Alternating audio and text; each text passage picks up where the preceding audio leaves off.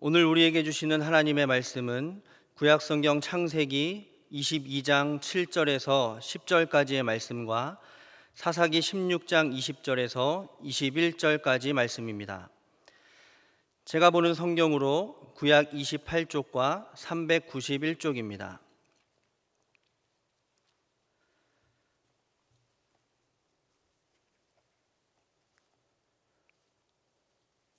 먼저 창세기 22장 7절에서 10절까지 말씀을 한 절씩 교독하겠습니다. 이삭이 그 아버지 아브라함에게 말하여 이르되 내 아버지여 하니 그가 이르되 내 아들아 내가 여기 있노라. 이삭이 이르되 불과 나무는 있거니와 번제할 어린 양은 어디 있나이까.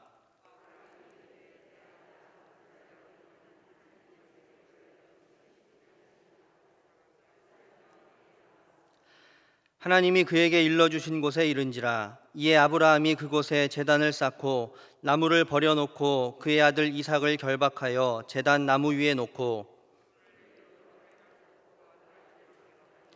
아멘. 다음으로 사사기 16장 20절과 21절 말씀입니다. 한 절씩 교독하겠습니다. 들릴라가 이르되 삼손이여 블레셋 사람이 당신에게 들이닥쳤느니라 하니 삼손이 잠을 깨며 이르기를 내가 전과 같이 나가서 몸을 떨치리라 하였으나 여호와께서 이미 자기를 떠나신 줄을 깨닫지 못하였더라.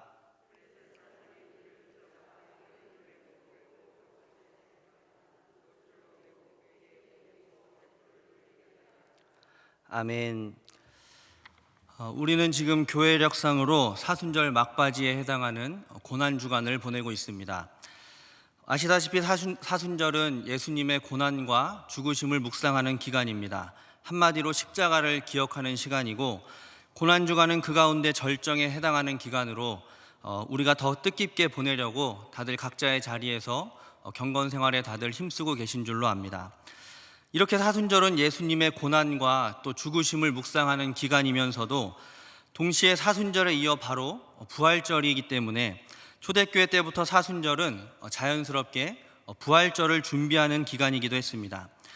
특별히 초대교회는 세례자들이 세례받을 준비를 하는 기간으로 사순절을 보냈는데, 로마서 6장 4절 말씀을 우리가 다 함께 읽어보도록 하겠습니다. 그러므로 우리가 그의 죽으심과 합하여 세례를 받음으로 그와 함께 장사되었나니 이는 아버지의 영광으로 말미암아 그리스도를 죽은 자 가운데서 살리심과 같이 우리로 또한 새 생명 가운데서 행하게 하려 함이라. 아멘. 여기 보면 세례의 의미가 잘 나타나고 있는데, 세례는 예수님과 함께 죽을 뿐만 아니라 또 예수님과 함께 새 생명 가운데 걸어가는 것입니다.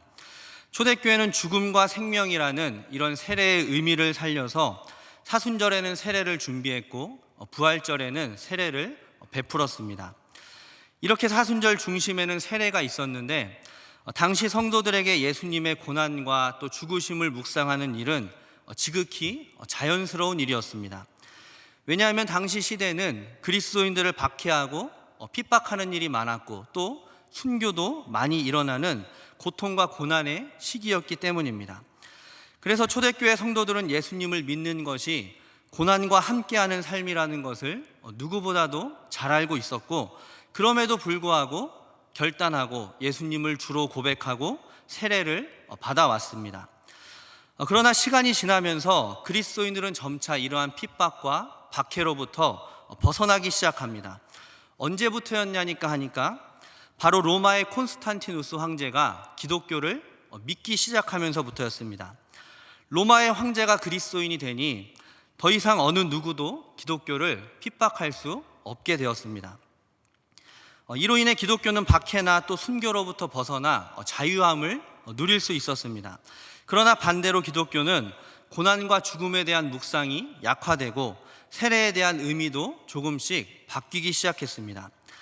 그 예로 콘스탄티누스 황제가 죽기 바로 직전에 세례를 받았다고 전해지는데, 그 이유는 당시 사람들이 세례를 통해서 이전까지 자신이 지은 모든 죄는 다 용서받을 수 있다고 생각했지만 세례를 받은 후에 지은 죄에 대해서는 용서받기가 어렵다고 믿었기 때문입니다. 그리고 이런 점을 악용해서 세례를 최대한 늦게 받는 것을 좋게 여기기 시작했고, 자신이 그리스도인임에도 불구하고 자신이 누릴 수 있는 것은 최대한 다 누려보고, 하고 싶은 것도 다 해보고, 심지어 죄도 지어보고, 그렇게 살다가 최후에 죽기 직전에만 세례를 받으면 된다고 여겼던 것입니다. 그러면 그동안 지은 죄는 다 용서받고 당연히 자기는 천국에 갈 수 있다고 믿었기 때문이죠. 지금 우리가 생각해 보면 어떻게 그렇게 생각할 수 있을까 한심하기도 하고 어리석어 보이기도 합니다. 여러분들도 그렇게 생각하십니까? 네. 그런데 가만히 생각해 보면 그런 어리석은 모습이 과연 그 시대에 또 그 사람들에게만 있었던 것일까 하는 거죠. 지금 우리에게, 그리고 나에게는 과연 그러한 모습이 없다고 우리가 자신 있게 말할 수 있는가 하는 것입니다. 물론 우리는 세례를 그렇게 받아들이지도 않고, 또 여기 계신 분들 중에 세례를 그런 식으로 받으신 분들도 아마 안 계실 것입니다. 그러나 우리가 그리스도인으로, 또 오늘 말씀 제목처럼 하나님께 매인 자들로 살아가면서 때로는 그것을 불편하게 여기고 또 뭔가 누리지 못해서 손해보는 것처럼 여기신 적은 없으십니까? 한편으로 나도 남들처럼 이 세상에서 누릴 수 있는 것들 좀 다 누려보고, 또 용서받는다는 보장만 있다면 쾌락에도 좀 빠져보고 죄도 좀 지어보고 마음대로 살다가 죽기 전에 내가 다시 주님만 붙들면 되지 않나, 그래서 천국만 가면 되지 않나 하는 그런 생각을 할 때가 과연 우리에게는 없었는가 하는 것입니다. 마치 예수님과 함께 십자가에 달렸다가 구원받은 그 강도를 보면서 할 거 다 해보고 마음대로 다 살아보고 죄도 다 지어보고 그렇게 살다가 결국엔 천국에 갔으니 참 좋았겠다 하고 그러한 삶을 오히려 부러워하는 마음이 우리에게 있지는 않은가 하는 것입니다. 우리가 하나님께 순종하고 또 봉사하고 헌신하는 측면에서도 마찬가지입니다. 세상 가운데 내가 힘이 있을 때, 세상에서 무언가 할 수 있을 때, 또 누릴 수 있는 것이 많을 때에는 최대한 늦게 봉사하고 헌신하고자 하다가 세상에서 누릴 것 다 누리고 할 것 다 하고 난 후에 모든 길이 다 막혀서 어쩔 수 없을 때 선심 쓰듯이 그래, 이제 남은 삶을 내가 주님께 드리겠습니다, 이제 은퇴하고 할 거 없으니 봉사 좀 하겠습니다 하는 모습이 우리에게도 있지 않은가 하는 것입니다. 그리고 만약 우리에게 그러한 모습이 있다면, 그리고 그러한 모습이 우리에게 있었다면 우리 역시도 그 당시 성도들의 어리석은 모습과 크게 다르지 않다는 것입니다. 오늘 우리가 읽은 말씀에는 겉으로 보기에 매여 있는 모습은 비슷하지만 서로 차원이 다른 매임 가운데 있는 두 사람에 대해서 이야기하고 있습니다. 먼저 창세기 말씀에는 가장 위대한 순종과 믿음의 행위를 보여준 아브라함이 아들 이삭을 하나님께 바치는 이야기가 나옵니다. 하나님께서 아브라함을 시험하시고자 모리아 산으로 가서 아들 이삭을 번제로 드리라 라고 말씀하죠. 여기서 주목할 것은 하나님께서 아브라함에게 이삭을 번제로 드리라 라고 하셨다는 겁니다. 번제라는 제사는 레위기 1장에 잘 소개가 되어 있습니다. 기본적으로 번제는 제물을 태워서 드리는 제사였습니다. 번제물의 가죽을 벗겨서 일일이 분해하고 피를 사방에 뿌리는 어찌 보면 너무나도 잔인한 제사였습니다. 하나님은 아브라함에게 100세에 얻은 아들 이삭을 제물로 해서 이런 제사를 요구하신 거죠. 하나님께서 아브라함에게 그런 제사를 요구하신 것도 놀랍지만 더 놀라운 것은 아브라함이 그 요구에 순종했다는 것입니다. 저는 말씀을 보면서 하나님께서 저희 가정에게 주신 귀한 아들을 한번 생각해 봤습니다. 나라면 어떻게 했을까? 과연 그 말씀에 순종할 수 있었을까? 물론 제 눈에 더 그래 보이겠지만 아들을 보면서 어떻게 이렇게 이쁠 수가 있지? 이렇게 사랑스럽고 귀여울 수가 있지? 자는 것도 귀엽고 눈을 뜨고 있어도 귀엽고 울고 있어도 귀엽고 뭘 해도 다 이렇게 귀여운 아들을 보면서 아브라함이 참 대단한 사람이었구나, 아브라함이 참 믿음의 사람이었구나 하는 것을 새삼 느끼게 되었습니다. 그런데 제가 이런 말을 하니까 어떤 분이 또 이런 말씀을 하셨습니다. 그땐 다 그래, 그때가 제일 좋을 때지, 조금만 더 키워봐라, 아유 저걸 번제로 드려 말어, 하루에 수십 번도 번제로 드리고 싶은데 하는 말을 하신 분도 계셨습니다. 여기 웃으신 분들이 아마 동일한 마음인 것 같습니다. 어쨌든 아브라함은 하나님의 말씀에 즉시 순종하는데, 창세기 앞부분에 보면 3절에 아침 일찍 일어나 번제에 쓸 것을 준비해서 하나님께서 일러주신 곳으로 아브라함이 갔다라고 말씀합니다. 또 4절을 보면 3일이나 걸어야 하는 먼 길이었음에도 불구하고 아브라함은 지체하지 않고 즉시 순종했다라고 말씀합니다.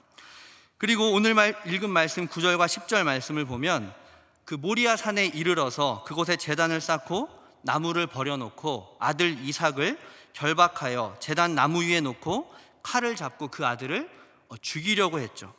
그리고 그때 천사가 아브라함을 급히 부르면서 멈추게 하고 하나님이 예비하신 양을 잡아다가 제사를 드리고 이야기가 마무리가 되고 있습니다.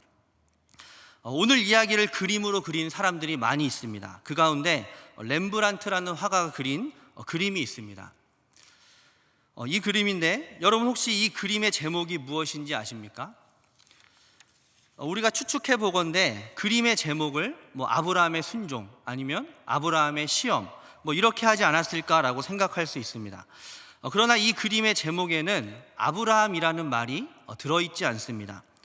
이 그림의 제목은 이삭의 희생입니다.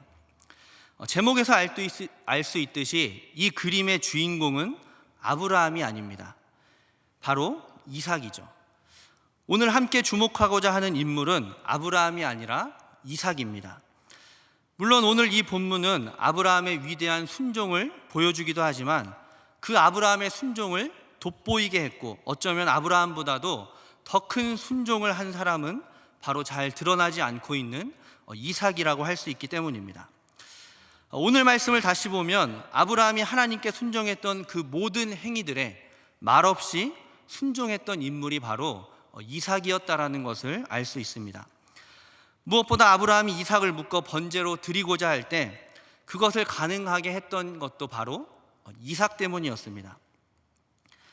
대체로 당시 아브라함의 나이를 120세 전후로 보고 이삭의 나이를 20세 전후로 보고 있습니다. 9절에 아브라함이 이삭을 결박했다 할 때 이 결박했다라는 말은 강제적으로 힘으로 이삭을 묶었다라는 말입니다. 이것은 이삭의 순종 없이는 절대로 이루어질 수 없는 일이었습니다. 아무리 아브라함이라 해도 늙고 쇠약한 120세의 노인이 20세의 한창 때의 젊은이를 힘으로 제압하기는 사실상 불가능하기 때문입니다. 다시 말해 아브라함이 이삭을 결박할 수 있었던 것은 이삭이 순순히 아버지의 뜻에 순종했기 때문에 가능한 일이라는 것입니다. 여기서 중요한 것이 있습니다. 우리가 순종이라고 말할 때 그것은 반항할 힘이 없을 때 어쩔 수 없이 하는 것을 순종이라고 말하지 않는다는 것입니다. 반대로 거절하거나 또 반항할 힘이 있지만 그럼에도 동의하고 따르는 것이 순종입니다. 그리고 그러한 순종이 바로 하나님께서 우리에게 원하시는 진정한 순종이죠. 우리 옆에 있는 분들에게 한번 이렇게 인사해 보겠습니다. 힘 있을 때 하는 것이 순종입니다. 네, 우리가 힘 있을 때 하는 것이 순종이고 하나님은 바로 그런 순종을 원하시고 기뻐하십니다. 오늘 말씀의 이삭은 결박당한 자였습니다. 매인자였죠. 그러나 그 매임은 힘이 없어서 억지로 또 어쩔 수 없이 당하는 매임이 아니라 자발적인 매임이었습니다. 이삭은 스스로 매인자가 되었습니다. 힘이 있었지만 순종함으로 스스로 매인자가 되었던 것입니다. 반면에 오늘 우리가 읽은 사사기 말씀에는 반대의 모습을 보여주는 삼손이 등장합니다. 삼손은 그의 부모가 임신하지 못해서 고생하던 때에 하나님의 사자가 찾아와서 이제 아들을 낳을 것이다 라고 말씀하고 그를 구별하여 드리라 해서 낳은 아들이 바로 삼손입니다. 태어날 때부터 하나님께 바쳐진 구별된 나실인이었습니다. 사사기 13장 24절 25절 말씀을 보면 그 여인이 아들을 낳음에 그의 이름을 삼손이라 하니라. 그 아이가 자라매 여호와께서 그에게 복을 주시더니 소라와 에스다올 사이 마하네단에서 여호와의 영이 그를 움직이기 시작하셨더라 라고 말씀합니다. 삼손의 삶은 하나님이 인도하시고 움직이시는 삶이었다라고 말씀하죠. 또한 그에게는 하나님께서 특별히 허락하신 달란트가 있었는데 그것은 누구도 대적할 수 없는 강력한 힘이었습니다. 역사상 가장 힘이 센 인물이 삼손이 아니었을까 할 정도로 삼손은 하나님이 주신 그 힘으로 이스라엘의 사사가 되어 블레셋을 물리치고 또 나귀 턱뼈를 가지고 1000명이나 죽일 정도로 크게 쓰임받고 있었습니다. 아마도 삼손은 하나님이 주신 힘으로 더 큰 일을 하기에도 부족함이 없었던 인물이었을 것입니다. 그러나 삼손이 어떻게 됩니까? 오늘 말씀의 삼손은 들릴라라 하는 여인의 유혹에 넘어가 결국 머리털이 밀리고 블레셋 사람들의 손에 붙잡히게 됩니다. 그리고 21절 말씀처럼 블레셋 사람들이 그를 붙잡아 그의 눈을 빼고 끌고 가사에 내려가 놋줄로 매고 그에게 옥에서 맷돌을 돌리게 했다라고 말씀합니다. 하나님이 주신 힘으로 더 크게 쓰임받을 수 있었던 삼손은 눈이 뽑히는 수모와 함께 매임을 당하고 짐승이 돌리는 맷돌을 돌리며 비참한 인생을 맞이하게 됩니다. 삼손이 들릴라에게 자신의 힘의 근원에 대해 얘기한 이유를 보면 16절에 들릴라가 날마다 그 말로 그를 재촉하여 조름해 삼손의 마음이 번뇌하여 죽을 지경이었기 때문이다 라고 말씀합니다. 그러나 그보다 더 근본적인 이유를 4절에 나온 것처럼 삼손이 들릴라라 이름하는 여인을 사랑했기 때문이었습니다. 여기서 들릴라는 오늘 우리에게는 이 세상입니다. 삼손이 들릴라를 사랑했듯이 우리가 하나님을, 세상을 더 사랑하게 될 때 우리는 우리에게 있는 힘과 재능과 시간과 물질, 이 모든 것들을 삼손과 같이 제대로 사용할 수 없게 됨을 우리에게 보여주고 있습니다. 20절 말씀에 삼손이 잠을 깨며 이르기를 내가 전과 같이 나가서 몸을 떨치리라 하였으나 여호와께서 이미 자기를 떠나신 줄을 깨닫지 못했다라고 말씀하는 것처럼 우리가 모든 것을 다 잃고 나서 뒤늦은 후회를 하며 내가 다시 전과 같이 힘을 떨쳐보리라 할 때에는 이미 늦었을 뿐만 아니라 그때 어쩔 수 없이 또 억지로 하는 것은 하나님이 기뻐하시거나 원하시는 그런 순종과 헌신이 아니라는 것입니다. 삼손이 스스로 원해서 붙잡힘을 당하고 매임을 당한 것이 아니라 매이기 싫었음에도 어쩔 수 없이 힘이 빠져서 블레셋 사람들에게 잡히고 눈이 빠지고 또한 감옥에서도 할 수 없이 맷돌을 돌리게 된 것처럼 우리도 마찬가지로 가진 것도 다 잃고 세상으로 나갈 길도 다 막히고 더 이상 뭘 해볼 수 있는 힘도 없을 때 어쩔 수 없이 하나님께 매이고 끌려오는 것은 진정한 순종이 될 수 없다는 것을 말씀하고 있습니다. 여러분 혹시 목욕탕에 자주 가십니까? 물론 요새는 잘 못 가시겠지만 저는 목욕탕에 가는 거를 좋아합니다. 제 아들도 좋아해서 코로나 이전에는 자주 아들과 함께 목욕탕에 가는 편이었습니다. 아이가 저보다 뜨거운 물에 더 잘 들어가고 찬물에는 제가 더 잘 들어가는데 제가 가끔 장난을 치려고 아이를 안고 찬물로 이렇게 한 걸음 한 걸음 들어가려고 하면 아이가 물 차가워서 싫다고 무섭다고 발버둥을 칠 때가 있습니다. 그럼 제가 어떻게 할까요?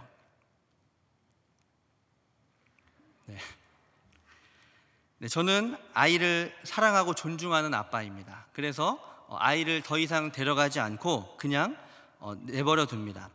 그런데 제가 만약에 그 아이를 그대로 안고 찬물에 들어간다면 그걸 보고 아이가 아빠에게 순종했다라고 말할 수 있을까요? 그것은 순종이 아니죠. 저도 어릴 적에 이런 비슷한 경험을 한 적이 있습니다. 중학교 때 친구들과 함께 학교를 걸어서 가는 중이었는데 어느 날은 이제 잘 모르는 처음 보는 형님들이 조용히 이렇게 다가오시더니 감사하게도 저희에게 이제 아는 척을 해주셨습니다. 그러더니 조용히 이렇게 물어봤습니다. 야, 얼마 있냐? 저희도 친절하게 사실대로 얼마 있습니다라고 대답을 해드렸죠. 그랬더니 그 형님들께서 저희에게 담대하게 요구하셨습니다. 이리 줘봐.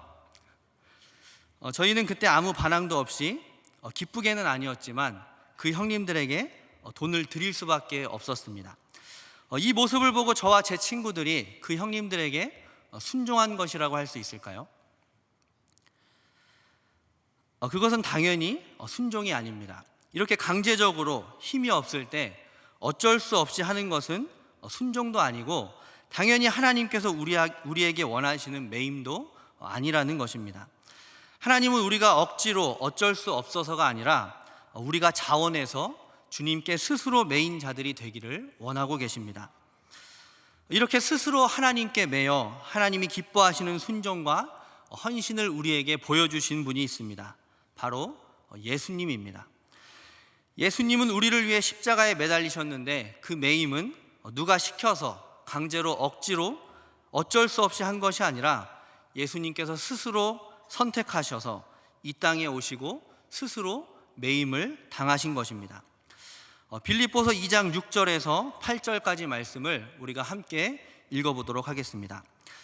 그는 근본 하나님의 본체시나 하나님과 동등됨을 취할 것으로 여기지 아니하시고 오히려 자기를 비워 종의 형체를 가지사 사람들과 같이 되셨고 사람의 모양으로 나타나사 자기를 낮추시고 죽기까지 복종하셨으니 곧 십자가에 죽으심이라.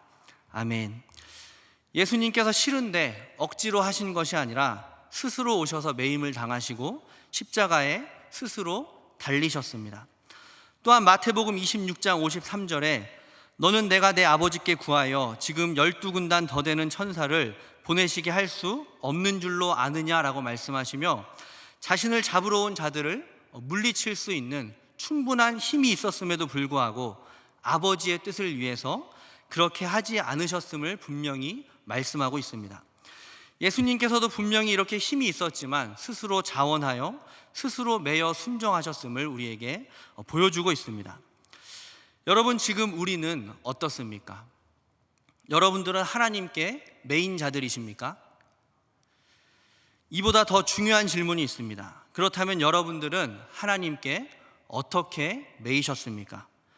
스스로 자원해서 매이셨습니까? 아니면 어쩔 수 없이 코가 껴서 억지로 매여 계십니까?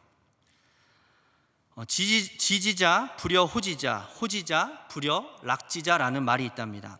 이 말은 아는 것이 좋아하는 것만 못하고 또한 좋아하는 것이 즐기는 것만 못하다라는 말입니다. 이 말을 주님께 매인 자의 모습에 그대로 적용해 보면 주님께 매여서 순종하고 헌신할 때 우리가 머리로 알아서 억지로 하는 것보다, 때로는 보상을 바라며 좋아하는 것보다 우리가 주님께 매일 바에야 힘이 있을 때 스스로 자원하여 즐겁게 매이는 것이 더 낫다라는 것입니다. 혹시라도 오늘 말씀을 들으시면서 이제 나는 다 늙었고 가진 것도 없고 힘도 없고 드릴 것도 없으니 나는 더 이상 하나님이 기뻐하시는 순종을 할 수 없겠구나, 난 이미 늦었구나라고 오해하는 분이 안 계시기를 바랍니다. 우리가 하나님께 매여 순종하는 데 있어서 가장 중요한 것은 우리의 외적 조건이 아니라 바로 우리의 마음 자세에 달려있기 때문입니다. 로마서 12장 1절과 2절의 말씀을 보면 1절에는 먼저 우리 몸을 하나님이 기뻐하시는 거룩한 산 제물로 드리라라고 말씀합니다. 하나님이 받으시는 순종과 헌신의 삶을 살아야 된다라고 우리에게 말씀하시죠. 그리고 우리가 거룩한 산 제물로 드리기 위해서 꼭 필요한 것이 있는데 그것을 2절에서는 그것을 가능케 하는 근본 변화가 바로 마음을 새롭게 함으로 변화를 받는 것이다 라고 말씀합니다. 하나님께서 원하시는 순종과 헌신은 무엇보다 지금 우리의 마음이 어떠한가에 달려 있습니다. 그렇기에 우리가 지금까지 하나님께 어떻게 매여 왔었는지와 관계없이 지금 이 시간 우리가 마음을 새롭게 하고 결단하기만 한다면 우리는 지금부터라도 하나님께 즐거이 매인 자들이 될 수 있습니다. 우리가 삼손과 같이 세상을 더 사랑해서 세상에 매이게 되면 나중에서야 주님이 떠난 것도 모르고 돌이킬 수도 없는 후회하는 삶을 살 수밖에 없지만 우리가 스스로 매인바 되어 자원하여 주님께 우리의 삶을 드린다면 이삭과 같이, 무엇보다 예수님과 같이 하나님이 사랑하시고 기뻐하시는 우리의 순종과 헌신이 될 수 있습니다. 하나님께 즐거이 매이는 저와 여러분들 되시길 바랍니다. 이제 얼마 남지 않은 고난주간 주님의 순종을 기억하시며 오늘 이 자리에서 또 영상으로 예배하는 모든 분들이 조금이라도 더 힘이 있을 때 순종하고 즐거이 헌신함으로 하나님이 기뻐하시는 한 사람 한 사람이 다 되셔서 하나님께 매인자로, 하나님께 즐거이 매인자로 살아가는 우리 모두가 되시기를 간절히 바랍니다. 기도하겠습니다. 하나님, 우리가 하나님께 매인자들로 억지로 어쩔 수 없이 매여 여전히 세상에 눈을 돌리며 살아가는 삶이 아니라 힘이 있을 때 순종하며 하나님께 즐거이 매인자들로 살아가게 하여 주옵소서. 남은 사순절 기간 예수님이 걸어가신 그 길을 묵상하며 함께 그 길을 따라 걸음으로 하나님이 기뻐 받으시는 우리 모두의 삶이 되게 하여 주옵소서. 우리를 위해 기꺼이 매이신 예수님의 이름으로 기도드립니다. 아멘.